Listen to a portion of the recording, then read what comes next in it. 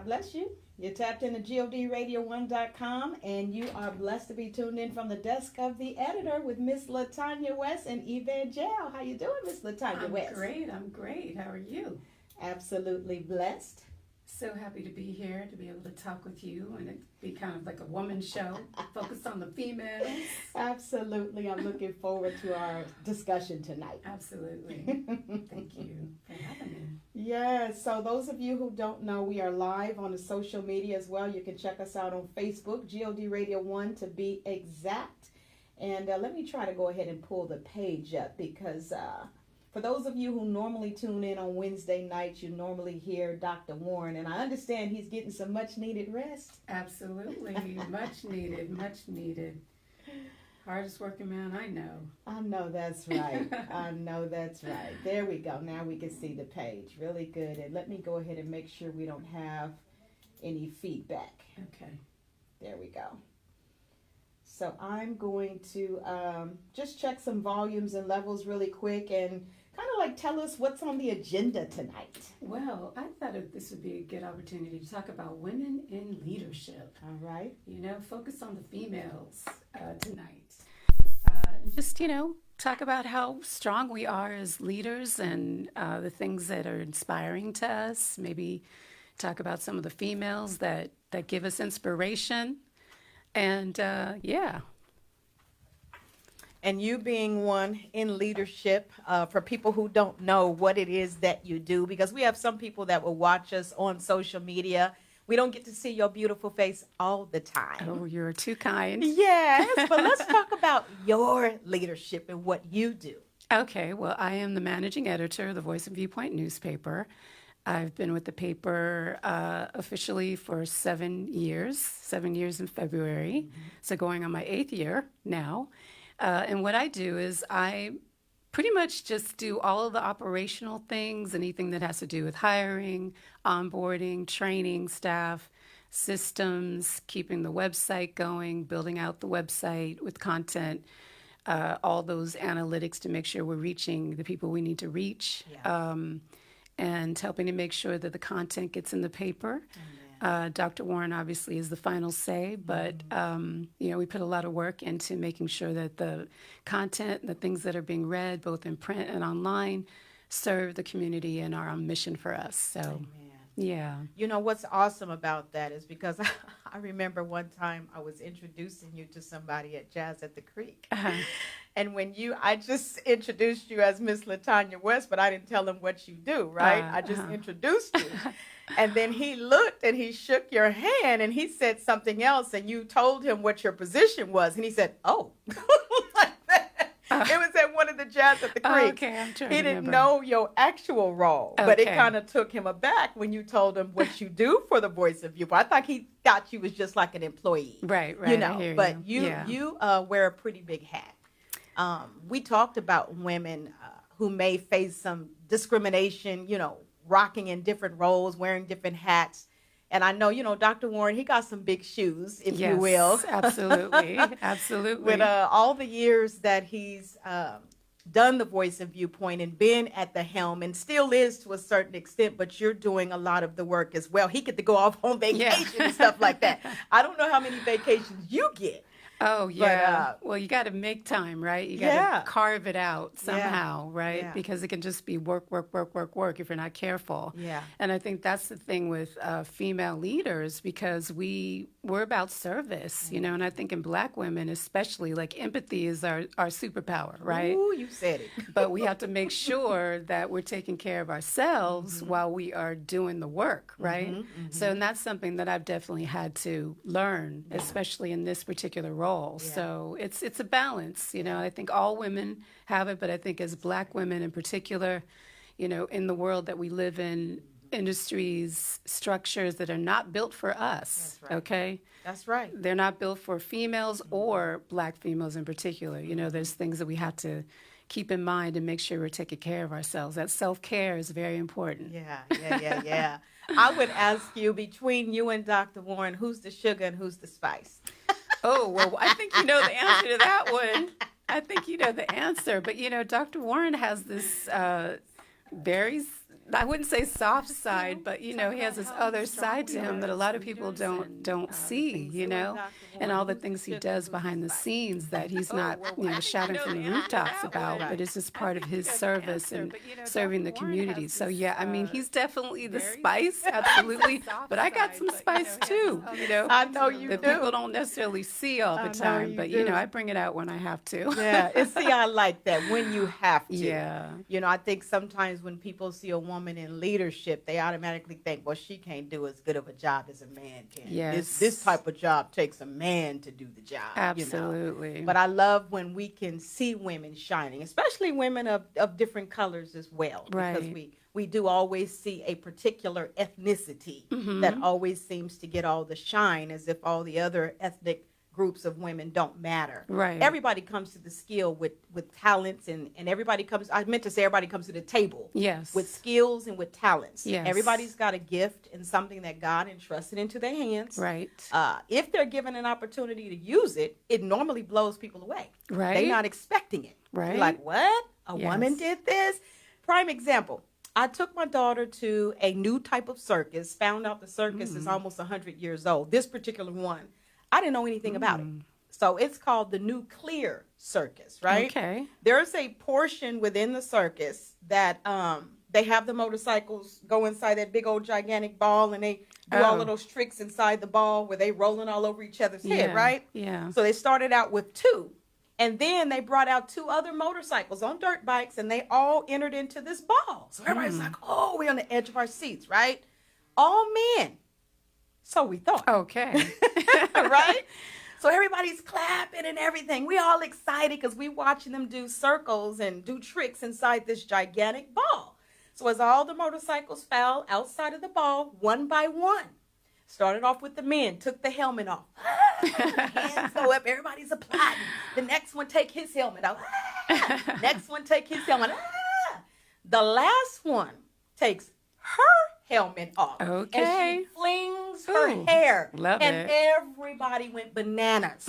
Because we were like, oh my God, this is a woman doing what they So thought she exceeded was, the come expectation. on. Okay. And she was in that thing doing tricks with them. Wow. But it was the fact that all the little girls who was in the audience, who all automatically assumed, me too, that it was all men doing these tricks on a dirt bike. But here's a female doing what they think only men can do. Yes. And I love to see that when we're looking at the Olympics. You usually see a male-dominated sport, but now you got women in those same sports showing that they got the skills to do the exact same thing. It doesn't matter what field or line of work you get into. I love to see women doing stuff that they don't think women can do. Yes, and it's important to recognize, too, in my role, your role, all of us, really, that these little girls, they are looking up to us, and they're looking to see how do we proceed, what do we do, as we come out into the world, how do we handle ourselves, but I think it's important, too, to as women, to understand our strengths, to honor those strengths, and it's not like we have to be boastful like a man, but, making sure that we know what our strengths are, what our worth is, and being able to honor that within ourselves so that we know we can do this, and drawing on what we've done before as an example to what we can do and set those heights high. And sometimes we have to grow into the roles that we are blessed with, where God places us. But it's important for us to remember, hey, we know what we're doing. We know, we got this. Come on, right? Come on. But in a way, again, to make sure that we are taking care of ourselves and not taking on too much or, just being so empathetic that we're like, not really honoring what we need to do for ourselves and just being kind of there for everyone else. So, it's a balance. What bothers me is when I see a woman feeling like she has to be a man. Or feels like she has to carry on a man's persona to do that job. Because some women have been so desperate to want to be recognized. And they want the respect of men, too. Yes. That they feel like they got to take on certain things just to prove that they just as tough. It's powerful to me when I can see the most petite, prettiest, tiniest little woman with power and strength who don't have nothing to prove because she know that the power that God put in her has made her able to do what other people don't think she can do. Right. I love to see that. And I love stepping to into see that female Come power, on. you know, that Come on. feminine power that can be just as Yes, strong, but in a just as different strong. way. Yes. And we don't have to lead like men. That's we can right. lead like women. Lead like women. Lead like women. I like that. And be confident and thankful that that's Yes. what God made you to be. Right, He didn't right. make no mistake. That's If right. he made you girl or he made you female, flow in it. Flow in it and do your thing. You know what I'm Absolutely. saying? That's powerful to me. Absolutely. Me too. Me too. Because I think when I became a teacher, you know, that was when I really got the concept of, okay, I'm a role model for these children. You know, I hadn't really thought of it before until I stepped into that classroom and knowing what my teachers meant to me and me as a Black female and a Black teacher, which is rare. Seeing these children look up to me, I changed everything. You know, the way I dressed, you know, I made sure that I understood my role and what I needed to do and what I needed to be for those children, you know. So I think that helps you along your journey, you know, and a joyful journey it is, right? Yeah. It's a joyful one. It can be challenging, but, you know, hey, That's right. we got it. That's right. And for those of y'all that are tapped in on the radio side, don't think I'm hating on female that have some masculine ways about them, because I'm not. When I was a little girl, they dubbed me a tomboy because I climbed trees. I rode the dirt bikes, you know, down in the canyons with my cousins. Majority of them were male. And my mom would say, "You're just a little old tomboy." You know, I didn't even know what a tomboy was. Right. And I remember when I got in high school, a lot of the boys and the young ladies that I hung around, because I rode the school bus. I was a part of the VEEP program, just like a lot of black kids were. Yeah. But coming from the area that I lived in, I had a habit of standing like a dude. I wasn't trying to. It was who I was around, right? Yeah. But I'd still be all female, me, my little dainty self. But they would be looking at me like, "Look how you stand." And I said, "How am I standing?" And when I looked at my feet and their feet, I said, "Oh, shoot, I'm standing like this." No, I don't want to be you for sure. Right, I don't want to be you at all. But I didn't realize that was probably what my mom also saw in me. She saw the little tomboyish ways. But she also knew what she had also modeled before us. She didn't model that before me. That's just who I was hanging around at the time. But I know that what she had instilled in me as a young lady and what my grandmother on my dad's side instilled in, they wanted to see the little daintiness. Yeah. She used to make the little dresses for me, and they would have the little lace and the little bows. I love all of that too. But I also love my denim jeans. That's You know, right. I love my tennis shoes. I wore Chucks back in the day too, and Air Force Ones. You know, I love, you know, looking under the hood of a bus and getting greasy and dirty. That's Whoa. what I used to do. I like that. I did that for more than 25 years. We just didn't have to repair the bus. Right. But again, you You're wouldn't curious. think that a woman would be responsible for doing that, but that was a requirement of every bus driver. You got to climb into the engine compartment. You got to check transmission fluid. You got to check oil. You got to check water. If your gas gauge was broke, you had to check the gas tank with a broomstick. Oh. So everybody was required to have a broomstick on their bus, and you take it out with you to do the bus check. Now, the bus was filthy. It was dirty.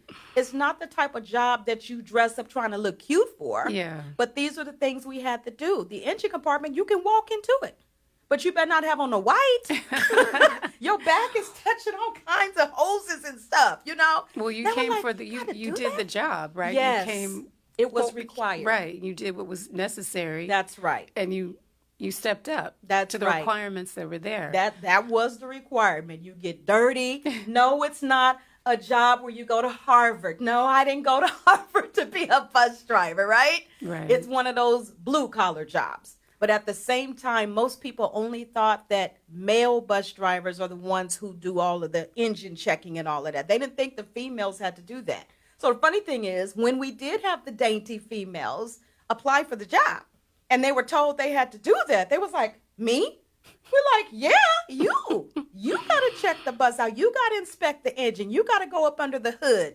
So you should see some of these women would have on these big old, you know, the kind of gloves you wash dishes with, the rubber gloves. Right. Now they have special kind of engine gloves. They didn't bring those to work. They brought the rubber gloves that you wash dishes with. Yeah. And that's how they was checking. And they was doing this little stuff. Didn't want to touch that. Didn't want to touch that. Just being particular. Did you get them straight? I tried. Because at some point, I was a driving instructor for school bus drivers. So I had to teach them how to do it. But at the same time, just changing that mindset. Right. Because that mindset was, well, can't he do it for me? If the bus breaks down on the side of the road, dispatch is going to ask you how much gas was in the tank. Did you check your oil before you left the yard? And if you say, oh, Earl did it for me, they're not going to come after Earl. They're going to come after you because you were supposed to check it. And if any fluid level was low, we're supposed to drive the bus over to the mechanics, and they're supposed to do what they need to do. So, again, it's just the type of job that, it's not a glamorous job. But women, once upon a time, you wouldn't even thought that that's what they would have been doing. They think they're just supposed to get behind the wheel and drive. Yeah. They don't have to do nothing else but drive the bus. No. Well, like you said, the mindset, right? But there's also, there's different ways of being feminine. It's not like just one thing, like you were saying, because I was definitely into jeans, for sure. I mean, it was like a tug of war when I got into my teenage years with my mom. Absolutely. Right. So I can relate. But we have to step into what we are, our authenticity, and what that looks like. And it's not always, the dainty, as you were saying, and it's okay. It's okay because we bring our own set of skill sets, mindset, and our way of doing things. And I think that's an important part of leadership in general, knowing who you are and what you're bringing to the table. And it's not about what somebody else is doing. It's about what are you doing that's meeting the moment, so to speak, whether it's, with that broomstick going in there and figuring out what's what, or something else. That's right. And I know, like my mother, she was my biggest role model growing up, because she was out there doing her thing in LA, wrecking parks, going into Watts, changing Watts, Senior Citizen Center, building a rose garden out of nothing, in Watts, okay? Yeah. And this was during the riots, all that, that. And this is a woman who came into her blackness later in life, looking like a white woman. Yeah, tell them, because see, folks who watching, they don't know what your mom looks like. Yeah. Let's talk about her pigment. Yes. Well, my mother is, for us as black people, we could probably say, oh, she's black, but not everybody. That's right. And she could have passed if she'd wanted to, but that was not her. She would have never done that once she realized, because her family, unfortunately, they did not tell the children that they were black. Oh, really? What did they tell the children?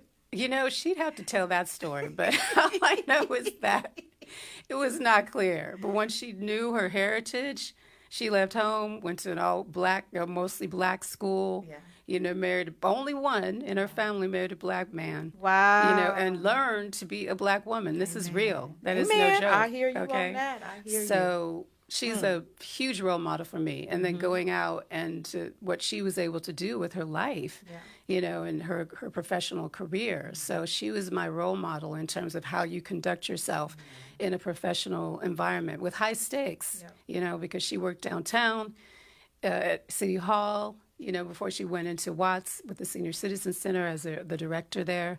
So she definitely was the basis of what it means to be a female in a leadership role.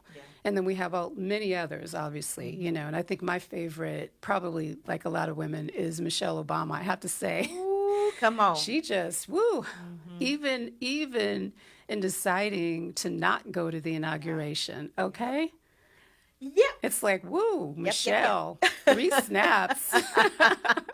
I liked how she explained that. Yes. Because a lot of people assumed it was for one reason. Right. And she was basically taking a stance to put herself first. Yes. She had put so many other things and other people first, and now she's doing something for herself. Right. And that happened to be one of the things that she said, no, I'm not going to go. Right. I'm going to do this because this is for me. This is what I'm doing. This is what I want to do. And it was a bold move. Wasn't it? And she didn't really care how people interpreted it. Exactly. I love that. I said, go That's on, some Michelle. power.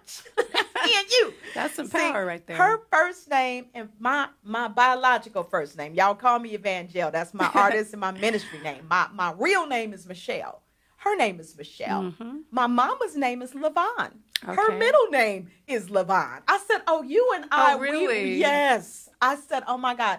I felt like her position in the White House, being married to Barack Obama, the standard that they set as the first man and woman of brown color. Yes. Because they said another president was the first person of color, although his skin was peach. Mm-hmm. They was the first man and woman of color with brown skin, if I can say that. Absolutely. That operated in the highest position of the country, and yet there was no scandal attached to their name. No drama. And it's almost like Mama said, you get your behind up in there, you better not cut up, you better do this, and this, and you better not have one scandal attached to your name. Yes. It seemed like that's exactly what happened. He got in, he did what he could do, because Barack did a lot. Mm-hmm. Michelle did a lot. And we don't know all of the flack that they had to take while they was in that position. Yes. We know that on some things he was trying to get one thing passed, but he had to compromise this. And on the other hand, he tried to get this, and then he had to compromise that.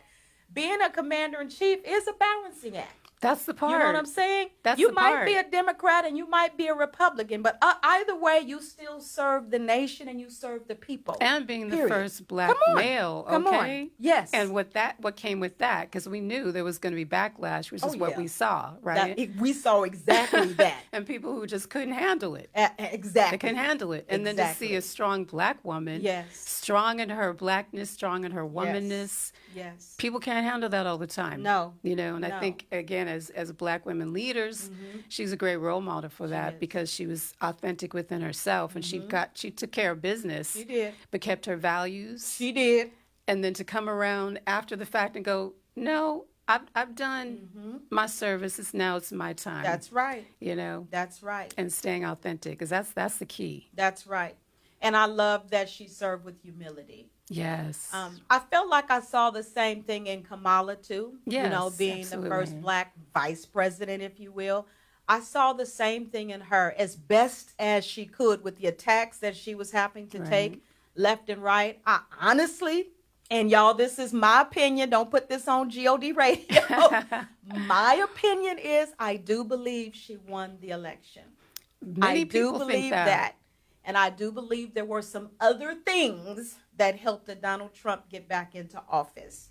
Whether people know all of the underlying details and how things can be manipulated to put a person into office, that has happened with some Democratic presidents too. I'm not going to mention no names, but I do believe she did win. It definitely won the popular vote. We both know, I think it was today that she spoke at the NAACP we were trying to figure that Awards. Out. Yeah. I'm not really for sure what she said, but I know that she was supposed to address Donald Trump's first 100 days in office. So I have my opinions. What's your opinion? You know, I'm on the fence, honestly, but I do know that when she was at Howard the night of the election and she didn't come out and concede right away, to me that was like, I wonder what that's about. And it took the next day for it to come out. Yeah. I thought, okay, there's some backroom conversations going on here. For sure. And you wonder what it was about. But I definitely have friends who staunchly believe, okay, there was something going on there, right? But she just handled it all with such grace. Yeah, and for her to did. step up like she did with in the time that she had to do what she needed to do, I mean, that's incredible. Yeah. Incredible. And because of her being who she is, and again, I keep coming back to black females because we're held to this impossible standard sometimes. And look at what she did. Yeah. And you can't blame, you know, the what most people believe to be the results on her. Right. She did what she was supposed to do. She came out the in gate the little smoking. time that she had. Come on here. Okay. Come on here. So it had to do with way more than her. And I just most would definitely. bristle, you know, I would bristle when I would see these commentators, you know, try to take her down. And it's like, you know, you better step off, you know, don't be talking about my girl like that, you know. But that's again something I think when you're in that whatever the leadership role That's is, right. doesn't have to be public, you know, it could be within your own family, you know, or your community or your work, you know, just understanding again that, you know, many things were not built for us or made for us. And I think once I understood that, it helped to put things in perspective and making you ready for the challenges. Because if you go out there thinking, oh, everything's going to be even, equal playing field, even, they're just going to see me as me, and not like with these preconceived notions. It helps you to know the game that you're playing, what you may be up against, but also understanding that it's all right. That's right. It's okay. That's You just, you find your tribe, you find your fellow leaders, the females that are in your corner, and not just females, but men too. That's right. And you just keep it moving, and know that you can succeed. Yeah. And every failure is just one step closer to that success, whatever it is that you're trying to do. And just honoring who you are and your skills. That's right. Even if you know that there's things that you need to grow. That's right. And build and work on, and I think that's so important for females to really understand, and for men too. That's right. That's right. I can definitely value a man who gets behind a woman. Yes. Hey man, I'm gonna pat you on the back. Yeah. That you don't mind having a woman as your boss. Right. Or a woman as the leader of an organization, I Or love partner. when I see a male or a female appointed to a position that normally you do see a man in, and you don't think that a female can do the job. But then when the man sees that she can do the job and she's doing phenomenally well, Yeah. I love to see them come behind her and support her, because for so long, women have been supporting men. Yes. That's been our role for so many years in Yes, so it many has. capacities. We support them until the wheels fall off. Yes. But can we see the same thing in reverse when it's a woman in that leadership position? Men coming around and undergirding her and supporting her and protecting her. Yes. Not letting nobody come at her when they trying. I love to see the queen protected. Now, we had a Yes. beehive over here on the back stairwell, right? Uh-huh. And most of the time, them bees, they going to gather where their queen bee is at and Yes. protect her. I love it. I do. I love when I see women being guarded and protected. And we know the Barack same did way. that, right? Yes, For he sure. did. He certainly did. Yeah.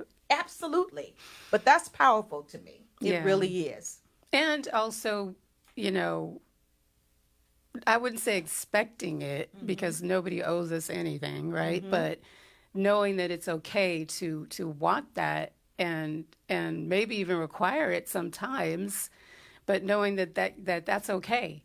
Yeah. That you don't have to just stand alone, That's right. like some pillar that's just so strong. You don't need that superwoman That's thing, right. It's That's like it's right. okay to ask for support and seek it where you can find it, but know what you're looking at. You know what I mean?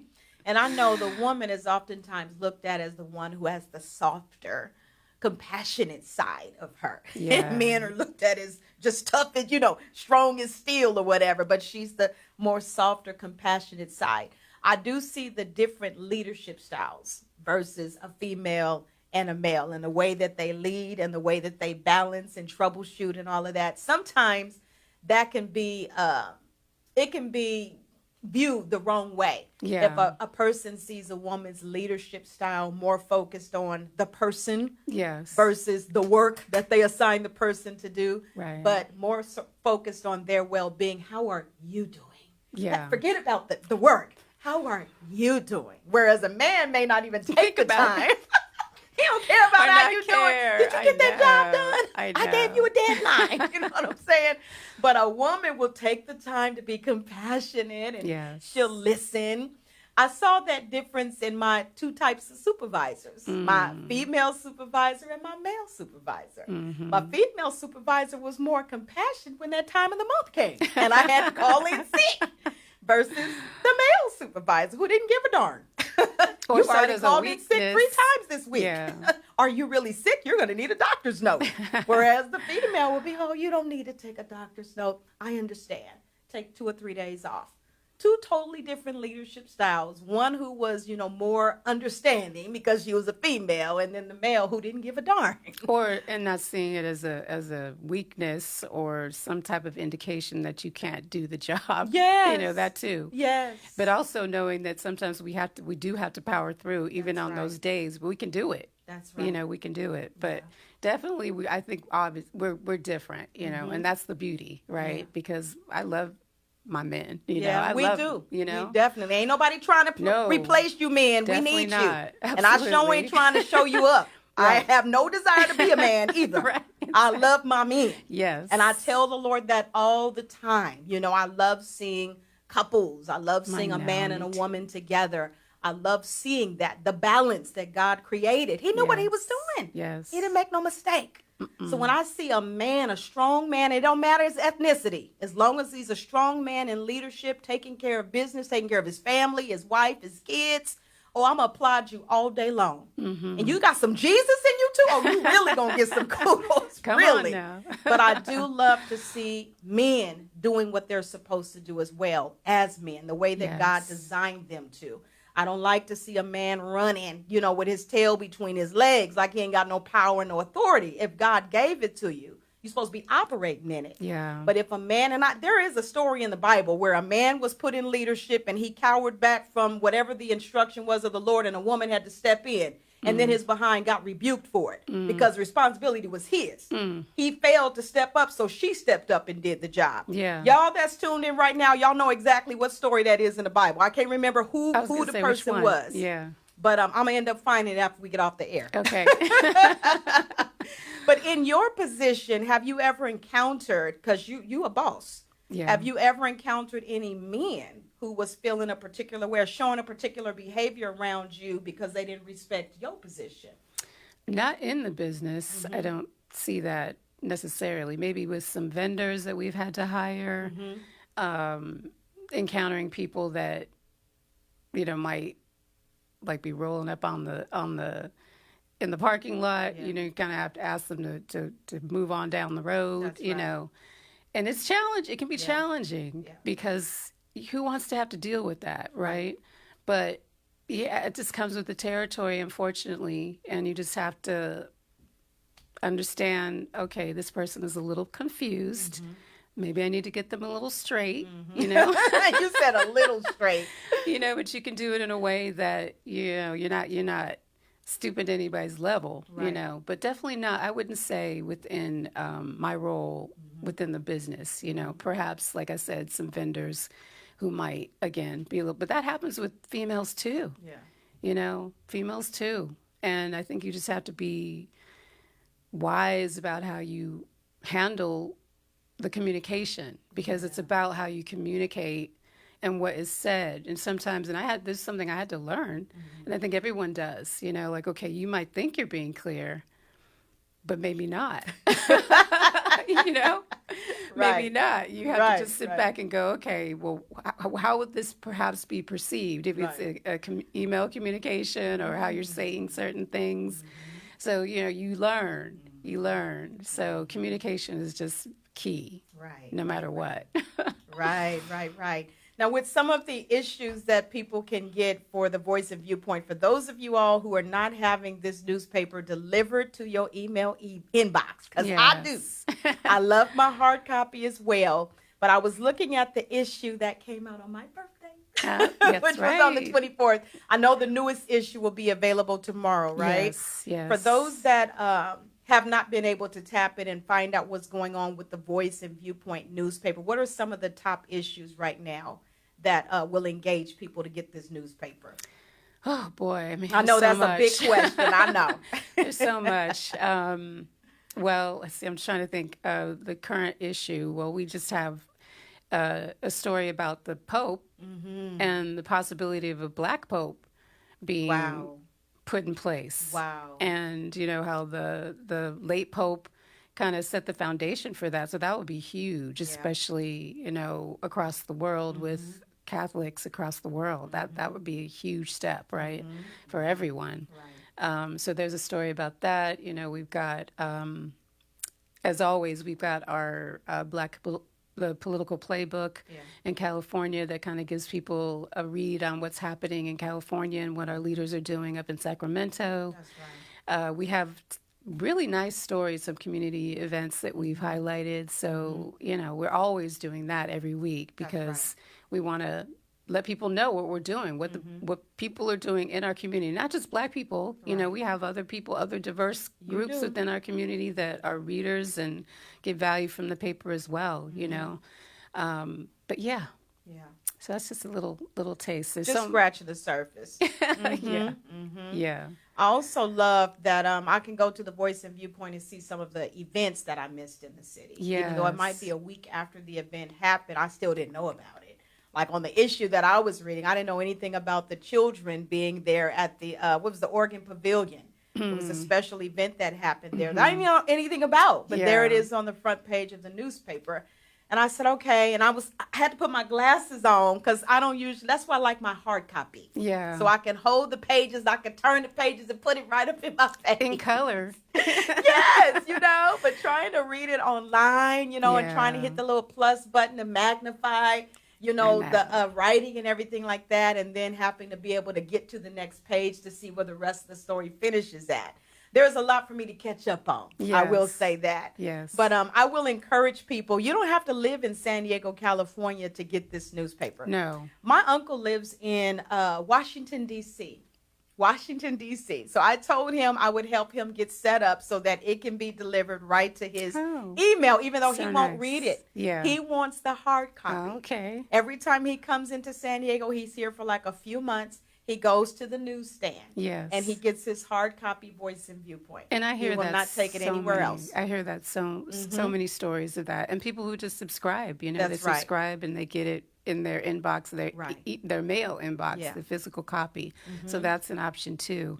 But we make it accessible to everyone online for sure. Right. And the price on the newsstand hasn't gone up for I don't know how many years. I have kept it very affordable. It's definitely affordable. So, yeah, I mean, the thing is to make sure that we're serving the community, advocating, educating, but also making sure that there's some actionable steps that people can take that make their lives better, whether it's anything, it could be making sure that there's information about some event at a county park or a town hall meeting that's coming up that affects people's lives, So that's really important to me for sure. And to make sure that we celebrate ourselves. That's right. Just make sure that our faces are seen and that we are seen and we are heard. Because no one's going to advocate for us like we can. No one's going to care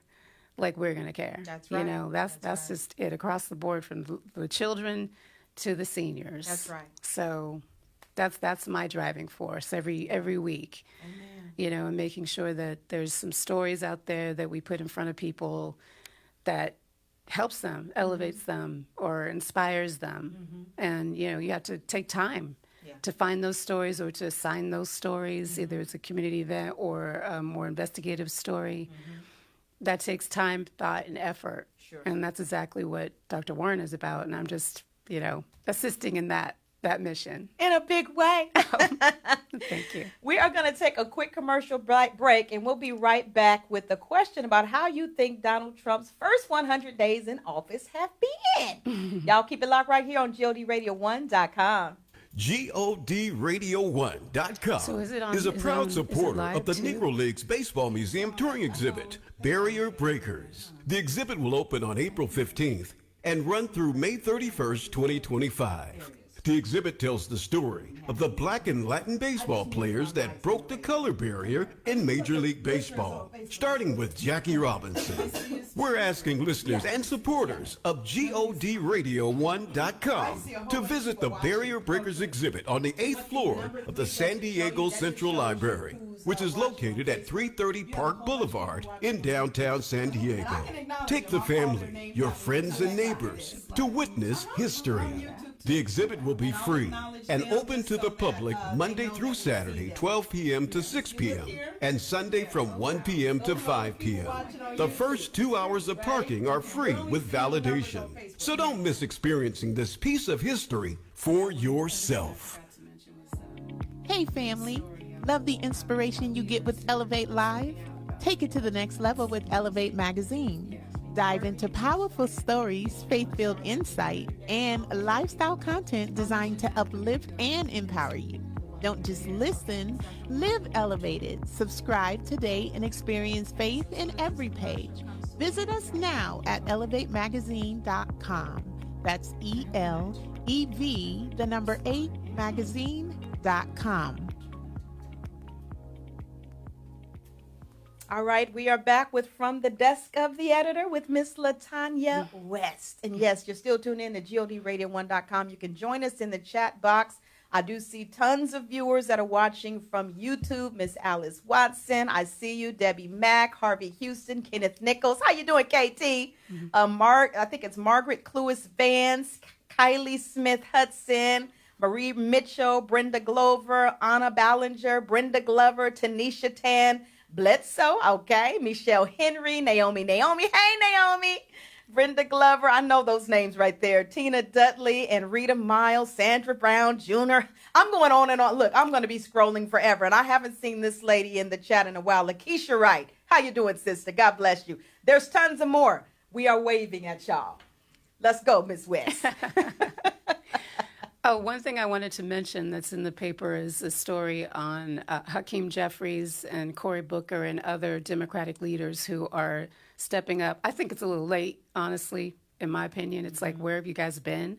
But hopefully it'll give some hope to people in terms of knowing that our leadership is getting it together and sending that message. No, we cannot let this onslaught of cuts, especially the budget cuts that are going to affect so many people, they're not going to get away with that without a fight. So, and I think it's important that that's happening now and let people know, because it can be kind of daunting now. When you turn on the news, I turn on the news and I have to take a deep breath, okay? Just try to deal with all the headlines coming out, right? It's like, oh my goodness. So, and Dr. Warren, he actually, speaking of Trump's, this president, the person who happens to be in the White House, his first 100 days, as everybody's analyzing it, and Dr. Warren did the same. So I got to read his editorial. Yes, I got to read that one. I'll just read the title, The Contrast Between Roosevelt and Trump's First 100 Days. So keeping it real, in terms of what was done on behalf of the people versus what a leader, quote-unquote leader, has chosen to do on behalf of himself and those people who can benefit from whatever he's doing on behalf of himself, So anyway, it's a good read. I bet it is. And I'm going to encourage y'all to get your copy. It comes out tomorrow. Tomorrow is Thursday, every Thursday. Yes. Get your copy. Read Dr. Warren's editorial. That contrast is going to be real good, I'm sure. Yes. I have been watching the news, and I rarely watch the news when somebody that is a commander-in-chief is a disappointing leader to so many people. I'm not going to say he's that to everybody, because there are some people who are praising everything that he does, as long as it aligns with their own desires. Now, the minute it don't align with them, you're going to see them toss him to the curb. If I see a leader that doesn't seem to be taking into consideration all the people in the nation, it only seems to be focusing on one group of people, and everybody else forget you, kick you to the curb, what have you. I don't see the compassion. If I don't see a genuine compassion in the heart of a commander-in-chief, be it male or female. We ain't had a female yet, but I sure would like to see what that looks like now. Me too. But I look at that as well. Are you trying to be a president to all the citizens in this country? Or are you only focusing on one type of citizen or one group of citizen, right? Anytime I see that, I don't watch the news very often. I don't. I keep it off. I and my daughter fills me in. She don't watch the news on TV. She get her news from one of them social apps, media, okay. whatever it is. Yeah. She be knowing stuff before I know it. Yeah. But Mama, did you hear this? And I'll be like, what? Who? What? She's filling me in. Yes. But I don't want my heart to continue to be discouraged. I can't remember. I think her name was Miss Higginbotham. I think that was her name. That sounds familiar. That had the Black Lives Matter painted down the middle of the street. Oh, yes. Right. Her. The mayor, the Her. DC mayor. Yes, yeah. I can't think of her name Yeah. right now. But when she was in office, and his first time that he was in office, and she was doing a news brief, she said, I just wish he would stop talking.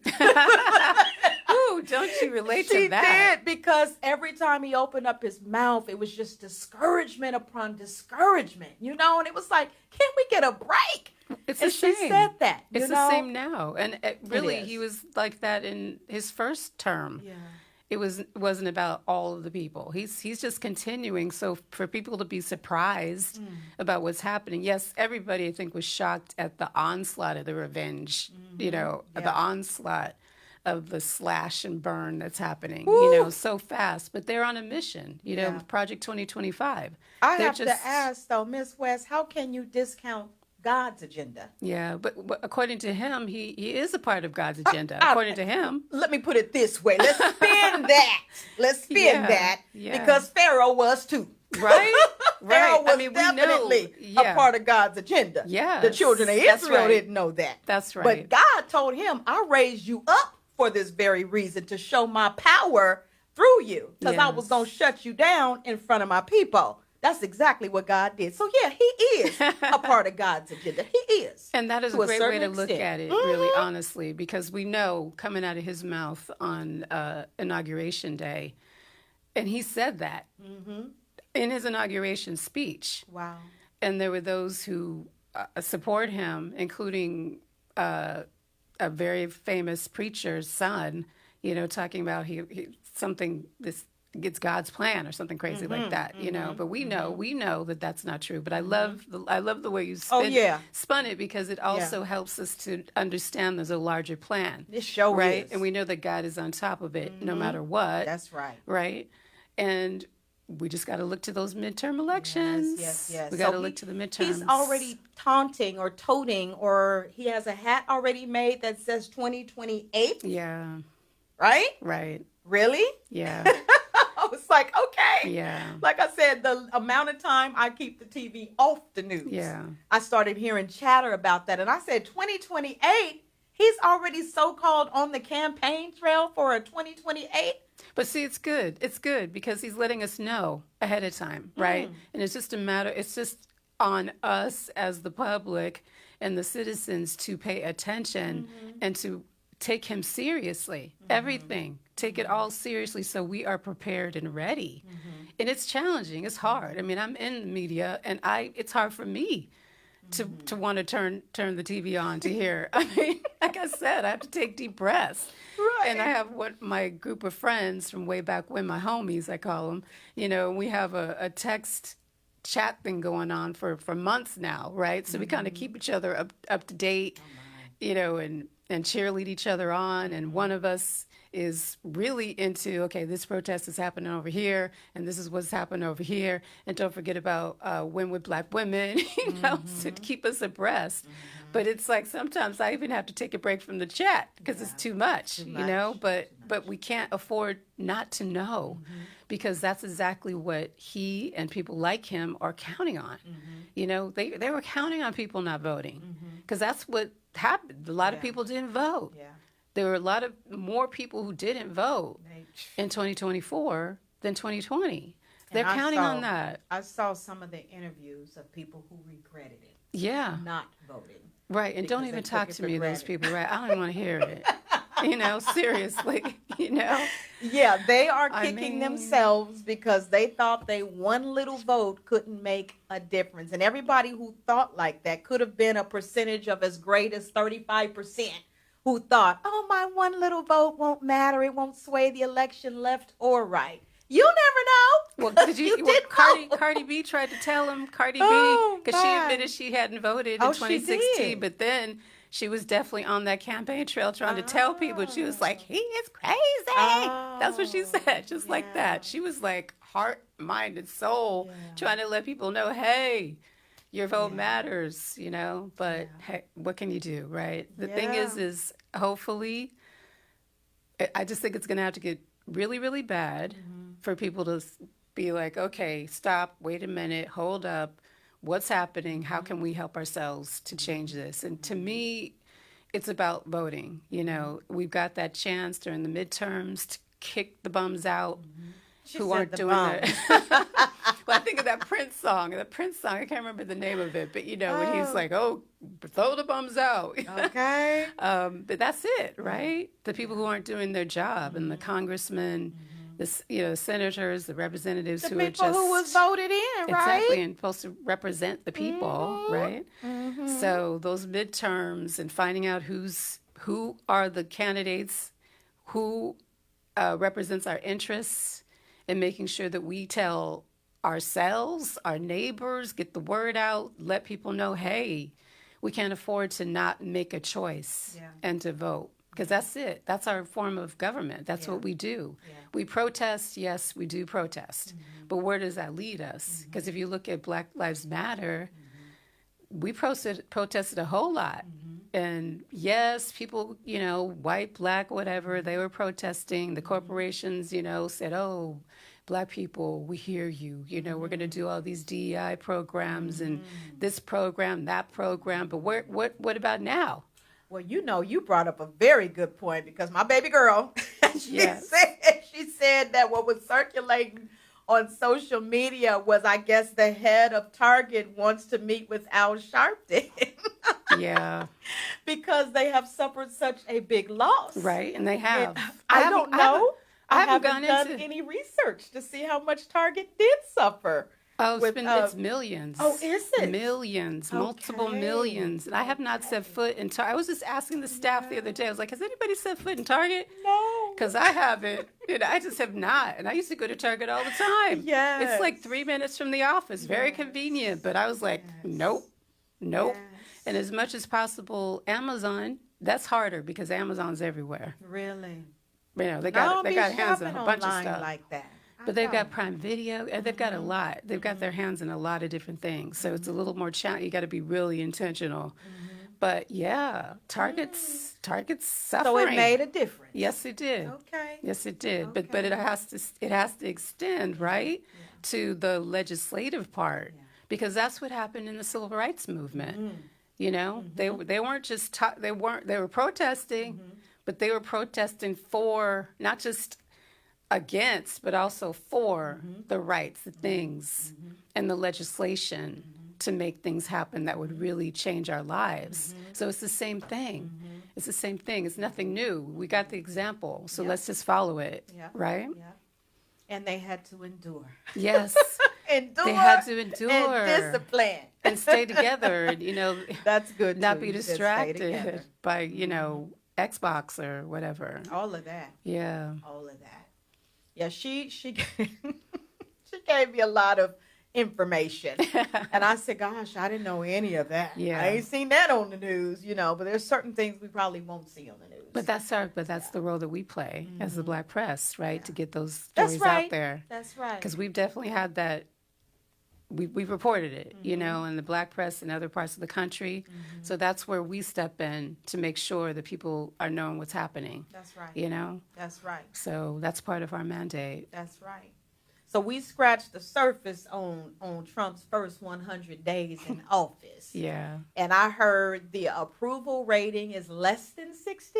Yes. I think it's 60. Like 39, something crazy. Oh. Yeah, last I checked. It's like that.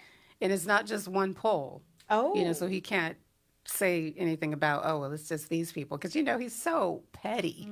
He's so petty. Oh, my God. It's like, I'm not going to pay attention to them because, that was a failing network. And anyway, he's just so, I'm sorry, I can't. We won't spend too much time talking about him. We just not going to do it. Right. We not. You got to pray for him. But the things that are happening in the U.S. right now and the things that are happening with the other countries that are, connected to the U.S. in so many different ways.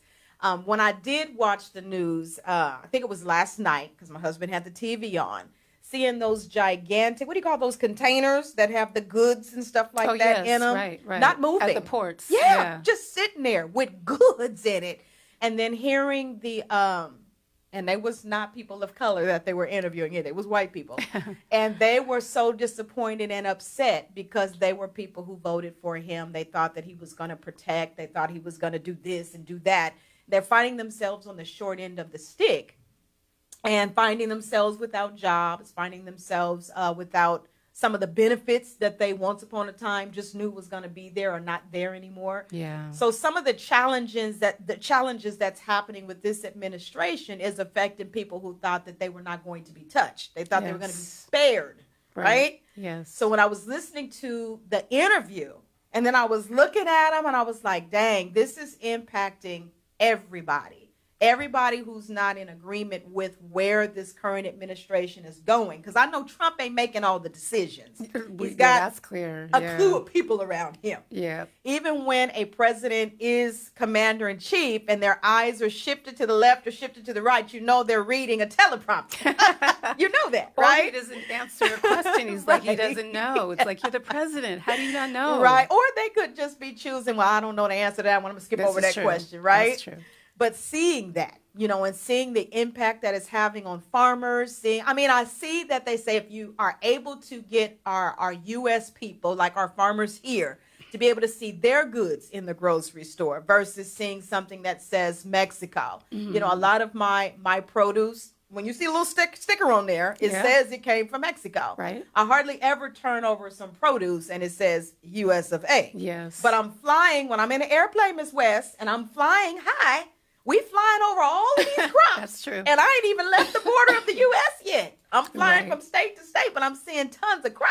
Mm-hmm. But I'm wondering, well, Where's is it that going? produce going? I know. Why it's not going in our stores? Where is it going? And is it going abroad? I'm Yeah, wondering. where is it going? Yeah, that's a good And question. if it's leaving our country Mm-hmm. and being flown somewhere else, how much are they paying for it? Yeah. When it get there? Yep. We know how much we paying for they stuff when Right. it get here, right? Yes. Yes. And we want organic. We want organic do. now because nobody want to be diagnosed with no diabetes, no cancer or whatever because of the pesticides. Right. But all of those crops that I'm seeing when I'm in the airplane flying, that is a question. I said, okay, where is it going? And That's what type of crop am I flying over, first of all? Yeah. And I want to know, are those goods going into our grocery stores? And if they are, which stores? Right. Because I don't be seeing them in my Albertsons in my neighborhood. I know. I don't That's a see them good in Food question. for Less either. I hadn't even thought of that. That is Yes. so true. I That is wanna so know. True. Yep. And yep. is it really going to benefit our farmers right. if their stuff is not allowed to come across the border anymore? If I buy a shirt that says made in the USA, can I afford it? If Right. China's selling me the same shirt for $10, but just to put the USA tag in there and you want to charge me $35, right? It's the same shirt. Plus, too, the narrative seems to be also, well, we want to make sure things are made in the USA, and that's fine, okay. But how long is that going to take? Like you said, Exactly. the cost. But how long? Were we talking 10 years from now or something? Yeah. And then we're a global market. That's just the way it is. It's global. So what are you doing to the relationships with our global partners? That's good right there. Are we just going to isolate ourselves? That's not smart. Because the world is a different place. Yes, I mean, unfortunately, this person, that currently occupies the White House is not contributing in a positive way, I think, to the global everything. Yeah. But we can't just stand here alone. And I think that's part of, I call it the propaganda, honestly. I think he's a master propagandist, to get people to think certain things. Because he just taps into whatever, there's so many different things he taps into that he just gets people on to make them think that he has the answer. He's going to fix it. And there's still people today who I feel like, okay, we can't even, you stay over there, I respect your right to believe what you want to believe, but you're just not getting it. Right. Because they still think somehow that this is, and who knows, We'll see, but they think it's going to be some type of great and glorious future. And they say that it's going to be glorious. And I'm like, what are they talking about? Because they think that there's not going to be any income tax because the tariffs are going to, I've heard this from people's mouths. Wow. Oh, we're not going to have income tax because the tariffs are going to take care of that. That income that we don't get from income tax. I Yeah. don't know. It's like, Yeah. I don't know. Yeah.